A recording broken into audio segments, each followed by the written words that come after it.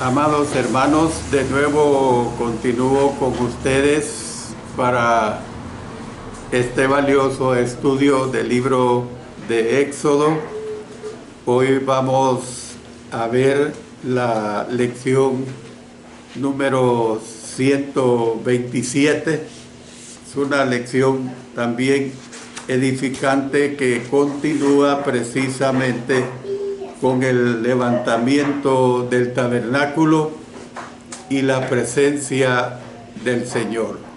De manera pues que vamos a edificarnos enormemente con este estudio y voy a continuar con lo que al final de la clase recién pasada les dije acerca de las instrucciones para la consagración del tabernáculo y los sacerdotes. Y vamos para ello a leer del capítulo 40, los versos 9 hasta el 15. Y tomarás el aceite de la unción y ungirás el tabernáculo y todo lo que está en él. Todo lo que está en él. Y lo santificarás con todos sus utensilios y será santo. Será santo. Bueno, ungirás también el altar del holocausto y todos sus utensilios y santificarás el altar y será un altar santísimo. Asimismo ungirás la fuente y su base y la santificarás y llevarás a Aarón y a sus hijos a la puerta del tabernáculo de reunión y los lavarás con agua y harás vestir a Aarón las vestiduras sagradas y lo ungirás y lo consagrarás para que sea mi sacerdote. Después harás que se acerquen sus hijos y les vestirás las túnicas y los ungirás como ungiste a su padre y serán mis sacerdotes y su unción les servirá por sacerdocio perpetuo por sus generaciones. Bueno, los versículos 9 al 15 narran la manera como el Señor deseaba que se dedicara el tabernáculo, es decir, que fuera apartado para su uso.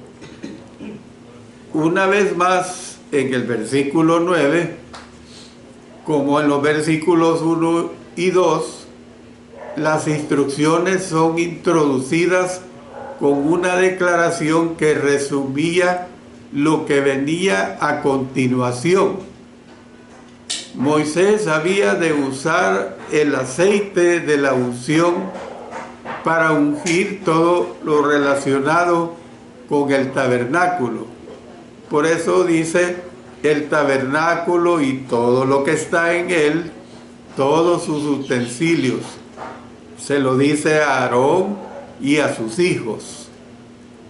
En el proceso, Moisés consagraría todos los componentes y a los sacerdotes. Yo le hago un recordatorio que lea el capítulo 29 de Éxodo. En otras palabras, los apartaría para los propósitos de Dios. Como consecuencia de la unción y la consagración, todo el tabernáculo sería santo y todos los sacerdotes estarían calificados para que, dice la Escritura, sean sacerdotes. ¿Para quién? Para el Señor. Cabe notar que la santidad no fue característica del tabernáculo, del mobiliario, ni del tabernáculo, ni del complejo del tabernáculo, sino hasta que fue consagrado. Hay que tomar bien en cuenta esto, y yo le doy aclaraciones del por qué. Eso explica por qué, aunque posteriormente era una causa de muerte mirar dentro del arca, yo le pongo una ilustración del libro primero de Samuel 6:19, donde dice: entonces Dios hizo morir a los hombres de Bet-Semes porque habían mirado dentro del arca de Jehová. Hizo morir del pueblo a 50,070 hombres, imaginen, 50,070 hombres. Y lloró el pueblo porque Jehová lo había herido con tan gran mortandad. Pero fíjense bien, los que construyeron el arca no murieron durante su construcción. Mientras era construida, no era prohibido tocarla. El arca se volvió santa después de que fue consagrada. Eso nos debe de quedar bien claro a nosotros. Bueno, el tabernáculo se volvió santo cuando Dios dio su aprobación al manifestar su presencia en la nube que llenó el tabernáculo. Por eso dice el versículo 34: entonces una nube cubrió el tabernáculo de reunión y la gloria de Jehová llenó el tabernáculo.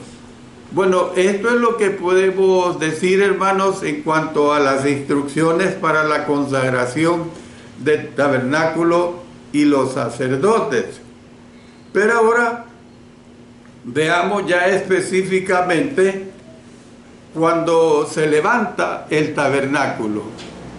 Y esto precisamente lo tenemos en los versos del 16, hermanos, hasta el 33. Y para mí es importante que leamos toda la porción para un mejor entendimiento y comprensión de lo que posteriormente diré. Y Moisés hizo conforme a todo lo que Jehová le mandó, así lo hizo. Así, en el día primero del primer mes, en el segundo año, el tabernáculo fue erigido. Moisés hizo levantar el tabernáculo y asentó sus basas y colocó sus tablas y puso sus barras e hizo alzar sus columnas. Levantó la tienda sobre el tabernáculo y puso la sobrecubierta encima del mismo como Jehová había mandado a Moisés, y tomó el testimonio y lo puso dentro del arca y colocó las varas en el arca y encima el propiciatorio sobre el arca. Luego metió el arca en el tabernáculo y puso el velo extendido y ocultó el arca del testimonio como Jehová había mandado a Moisés. Puso la mesa en el tabernáculo de reunión al lado norte de la cortina, fuera del velo, y sobre ella puso por orden los panes delante de Jehová, como Jehová había mandado a Moisés. Puso el candelero en el tabernáculo de reunión, enfrente de la mesa, al lado sur de la cortina, y encendió las lámparas delante de Jehová, como Jehová había mandado a Moisés. Puso también el altar de oro en el tabernáculo de reunión delante del velo, y quemó sobre el incienso aromático como Jehová había mandado a Moisés. Puso asimismo la cortina a la entrada del tabernáculo y colocó el altar del holocausto a la entrada del tabernáculo de reunión, y sacrificó sobre el holocausto y ofrenda como Jehová había mandado a Moisés, y puso la fuente entre el tabernáculo de reunión y el altar, y puso en ella agua para lavar. Y Moisés y Aarón y sus hijos lavaban en ella sus manos y sus pies, cuando entraban en el tabernáculo de reunión, y cuando se acercaban al altar, se lavaban como Jehová había mandado a Moisés. Finalmente erigió el atrio alrededor del tabernáculo del altar y puso la cortina a la entrada del atrio. Así acabó, noten esto, así acabó Moisés la obra. Éxodo 40, 16 al 33. Esta sección es de nuevo precedida por una síntesis. Así como hizo Moisés con respecto a la construcción del tabernáculo, también hizo con relación a su levantamiento y consagración, porque dice, hizo conforme a todo lo que Jehová le mandó. O sea, al igual pues que con las instrucciones dadas en Éxodo 42 al 8, el levantamiento en sí del tabernáculo sigue una secuencia lógica como hemos leído. Después del reporte en cuanto a que el tabernáculo había sido construido y levantado, encontramos un resumen de los 13 capítulos que se centran principalmente en el tabernáculo, el cual dice, así acabó Moisés la obra. Bueno, veamos ahora algo muy importante, y esto le voy a dar énfasis, como se lo vuelvo a enfatizar en las lecciones conclusivas que tendremos el siguiente día del Señor. El Señor defiende y habita en el tabernáculo, lo cual está comprendido en los versos 34 al 38.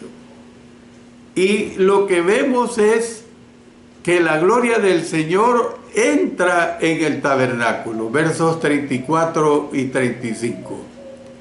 Entonces una nube cubrió el tabernáculo de reunión, y la gloria de Jehová llenó el tabernáculo.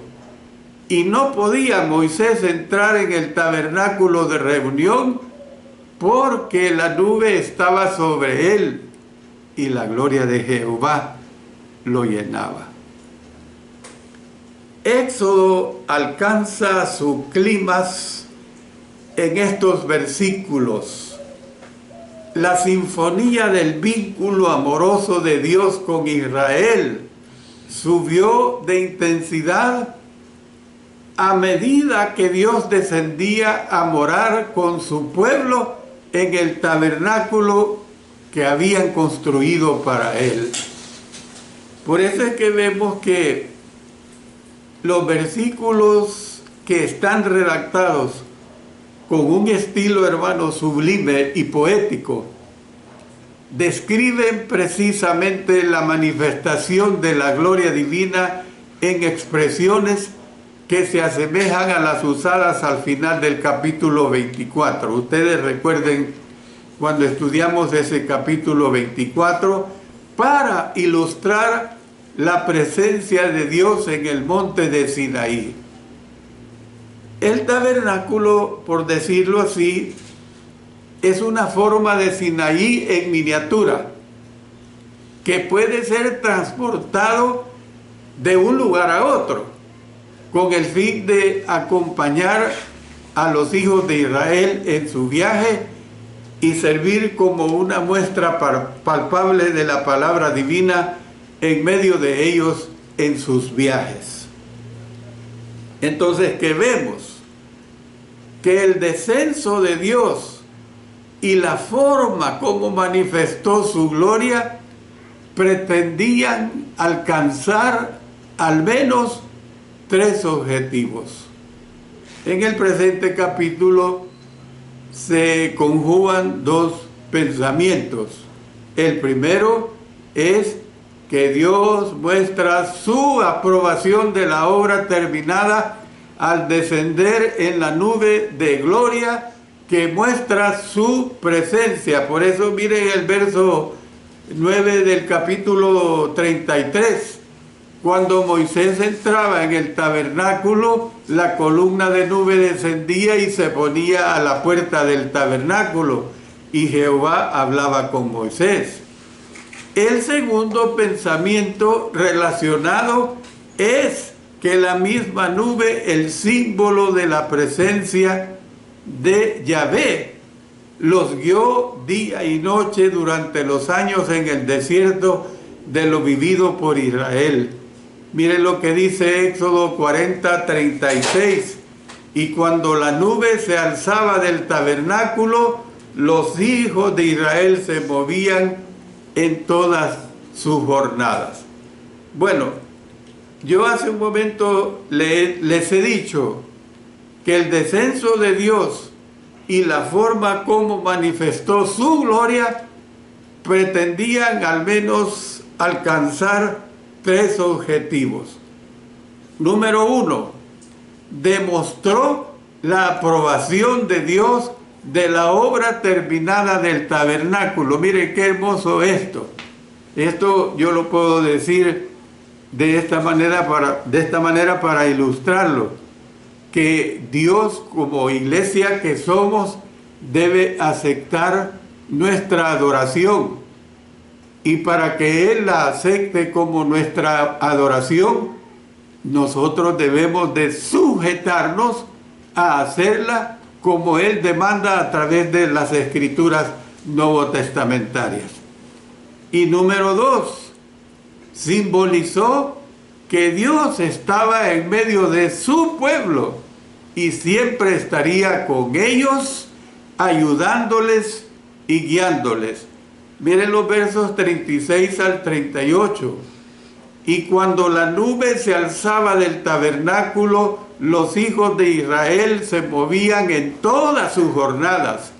Pero si la nube no se alzaba, no se movían hasta el día en que ella se alzaba, porque la nube de Jehová estaba de día sobre el tabernáculo y el fuego estaba de noche sobre él, a vista de toda la casa de Israel en todas sus jornadas. Y número 3, resaltó la santidad del tabernáculo y todo lo relacionado con el mismo. O sea, el tabernáculo, su santidad fue total. Su santidad, hermanos, fue completa. El tabernáculo, su santidad, fue a medias. Y ustedes dirán, y yo ya lo he dicho, las 100 y pico de lecciones que ya hemos visto de Éxodo, que el tabernáculo viene a ser un tipo de lo que es ahora la iglesia del Señor. Entonces, a la luz de lo que hemos visto en los capítulos 32 hasta el 34, es importante recordarle al pueblo de la santidad de Dios. O sea, que hay momentos en los que ni siquiera, fíjese bien que ni siquiera Moisés podía acercarse. Y él era el representante directo de Dios, pero ni siquiera él podía acercarse de acuerdo a lo que Dios demandaba. Entonces, ¿qué es lo que vemos? Puesto que Dios estaba ahí, el tabernáculo y su mobiliario eran santos y no habían de usárseles a la ligera. La presencia de Dios era tan santa que ni siquiera Moisés podía entrar en el tabernáculo debido a la gloria de Dios. Dios se manifestó en una nube varias veces en el Antiguo Testamento. En el monte Sinaí le dijo a Moisés, He aquí yo vengo a ti en una nube espesa para que el pueblo oiga mientras yo hablo contigo. Éxodo 19:9. 3 días después había una espesa nube sobre el monte. Éxodo 19:16. ¿Ve? Luego dice, aconteció que al tercer día, cuando vino la mañana, vinieron truenos y relámpagos y espesa nube sobre el monte y sonido de bocina muy fuerte. Y se estremeció todo el pueblo que estaba en el campamento. ¿De dónde pues habló Dios? Cuando Moisés pues entraba a la tienda de reunión para recibir revelaciones de parte de Dios,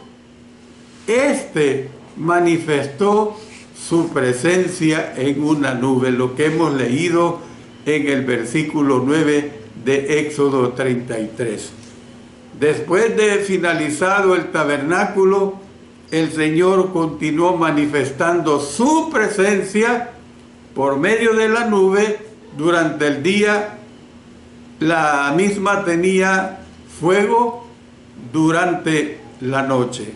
Entonces, mucho tiempo después, cuando se le terminó el templo, Dios manifestó su presencia por medio de esa nube que llenó la casa de Jehová.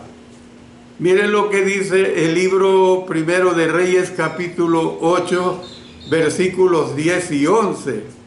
Y cuando los sacerdotes salieron del santuario, la nube llenó la casa de Jehová, y los sacerdotes no pudieron permanecer para ministrar por causa de la nube, porque la gloria de Jehová había llenado la casa de Jehová. En el Nuevo Testamento, una nube es parte de la narración sobre la transfiguración de Jesús. Miren lo que dice Mateo 17:5. Mientras él aún hablaba, una nube de luz los cubrió. Y he aquí una voz desde la nube que decía, este es mi Hijo amado, en quien tengo complacencia, a él oír.